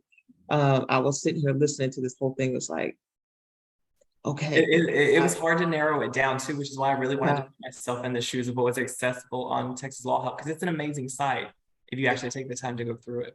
So if you go to Texas Law Help, is there like the section on grandparents' rights that's there, or do you have to then kind of search through all of these? Well, so when you go to Texas Law Help, it'll have you select what kind of area of law. And I think Okay. there's an area for family as opposed to consumer or bankruptcy. So when you're in family, then it's subcategorized. And inside each category, there's guides and articles. So it has articles that other legal aid organizations have done, as well as some of the state bar things have done and submitted. But it's pretty well organized to where you click on this article or click on this guide. I loved it. You know what? I was really amazed at all the different rights and all the not rights that we as grandparents have. And so that was amazing. Thank you. Because I was sitting there writing, I'm like, well, okay, well, I don't have that right. And yeah, okay, I have that right. And now I don't have to call Nia and ask her anymore. Okay, I just put the link for that page that's there on Texas Law Help when I did the search. So that's what came up.